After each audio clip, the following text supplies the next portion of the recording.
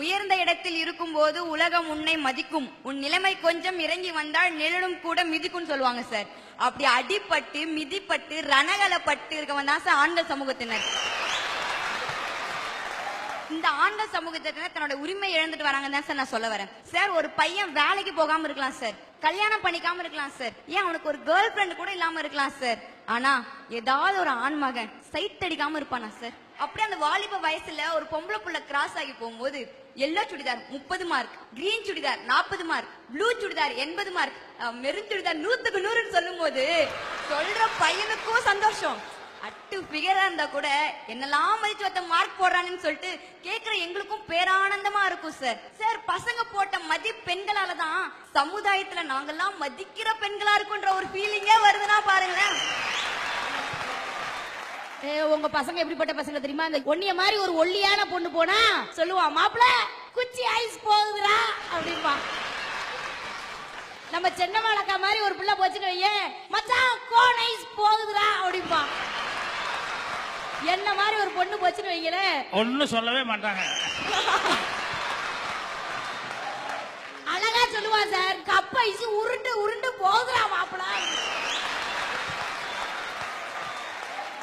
Sir இந்த காலத்துல பசங்க மார்க் போட்டா போலீஸ் கூட்டு போய் மார்க் போடுறதுனால எங்க பசங்களோட வாழ்க்கை வறண்ட பூமி ஆயி போச்சு சார். சரி ஓரஞ்சார நின்னு இப்படி போறது அப்படி போறது நின்னு பாக்கலான்னு நின்னா நம்ம பைபிளுக்கு இருக்காங்க பாரு பொம்பளை பிள்ளைங்க, இந்த கை ஃபுல்லா கிளவுஸ மாட்டிக்கிறது, இந்த கை ஃபுல்லா கிளவுஸ மாட்டிக்கிறது, மூஞ்சி ஃபுல்லா துப்படாவ மாட்டிக்கிறது, முன்னையாவது இந்த 2 கண்ணு தர்ற மாதிரி வருவாங்க, இப்படி அதுக்கு கூலஸ் வாங்கி வர மாட்டிக்கிறாங்க. இப்படிலாம் போனா நம்ம பசங்க பரிதாப கோட்டுக்கு கீழே நிலைமையில சார் போயிடுறாங்க. ஆனா ஒண்ணு மட்டும் உண்மை சார், 10 பசங்க நிக்கிற இடத்துல ஒரு பொண்ணு கிராஸ் பண்ணி போடுற கஷ்டத்தை விட 4 பொண்ணுங்க இருக்க இடத்துல ஒரு பையன் கிராஸ் பண்ணி போடுற பாடு இருக்கு பாருங்க. ஐயோ முன்னெல்லாம் பாத்தீங்கன்னா காலேஜ் போவே ஜாலியா இருக்கும். ஐயோ எப்படா காலேஜ் லைஃப் வரும், பசங்க வருவாங்க பொண்ணுங்க வருவாங்க, அப்படியே லைஃபை ஜாலியா என்ஜாய் பண்ணலாம்னு இருக்கும். பசங்க சும்மா வருவாங்க பாருங்க சார், ஹேர்ஸ்டைல் தலை கலைச்சிட்டு வந்தா ரஜினிகாந்த் சார் மாதிரி இருப்பான், அப்படியே தலை கொஞ்சம் படிய வாயிட்டு வந்தா உலக நாயகன் சார் மாதிரி இருப்பான், கொஞ்சம் கலைஞ்சும் கலையாம வந்தா இளைய தளபதி சார் மாதிரி இருப்பான், அதே தலையில டை அடிக்காம வந்தாங்க அல்டிமேட் தலை மாதிரி இருப்பான் சார்.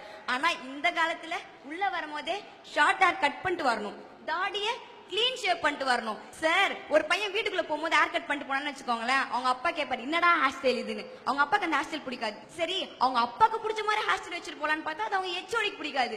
இவங்க 3 பேரும் காம்ப்ரமைஸ் பண்ணி அவனா ஒரு ரகமா ஒரு ஹேர் ஸ்டைல் வச்சுட்டு போவான், ஆனா அது அவன் கேர்ள் ஃபிரெண்டுக்கு பிடிக்காது. சார் இந்த சுதந்திர பூமியில ஒரு ஆண்மகன் தனக்கு பிடிச்ச மாதிரி ஒரு ஹேர் ஸ்டைல கூட வச்சுக்க உரிமை இல்லைன்னா அப்படி எப்படி சார் ஒரு ஆண்மகனுக்கு உரிமை இருக்குன்னு நான் பேச முடியும்?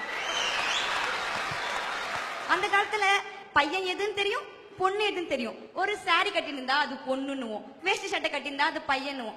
கொஞ்சம் ஜெனரேஷன் டெவலப்மெண்ட் ஆச்சு, ஒரு சுடிதார் போட்டுட்டு இருந்தா அது பொண்ணு, பேண்ட் ஷர்ட் போட்டுட்டு இருந்தா அது பையன். இந்த காலத்துல எது பொண்ணு எது பையன் தேடி கண்டுபிடிக்கிறதுக்கு ஒரு தனி டீம் அமைக்கணும் போல சார். இப்போ பொம்பளை பிள்ளைங்களுக்கு பாத்தீங்கன்னு வச்சுக்கோங்களேன், சாரி இருக்கு அதுல ரகரகமா இருக்கு, சுடிதார் இருக்கு அதுல ரகரகமா இருக்கு.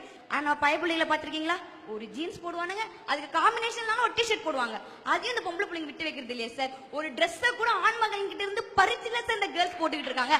அப்புறம் எப்படி சார் பசங்களுக்கு உரிமை கிடைக்கும்?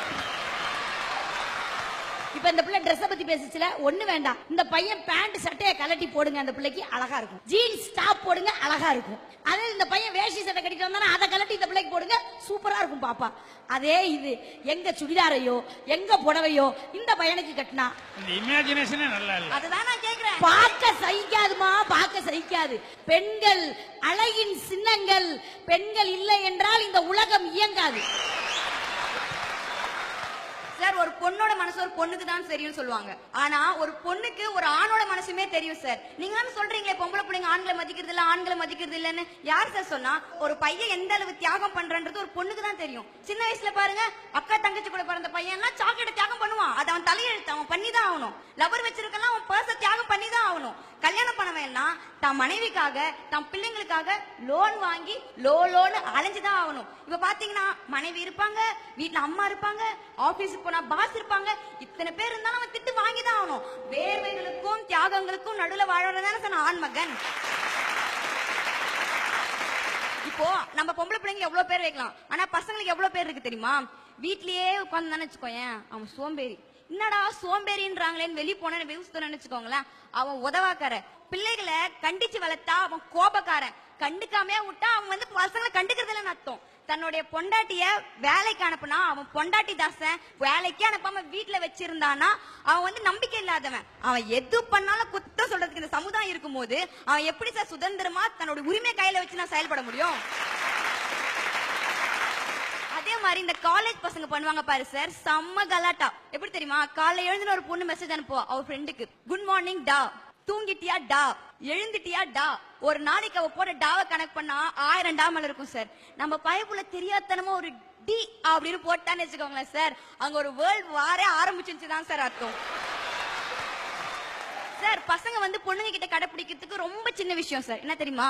மானம், ரோஷம், வெக்கம் அறவே கூடாது.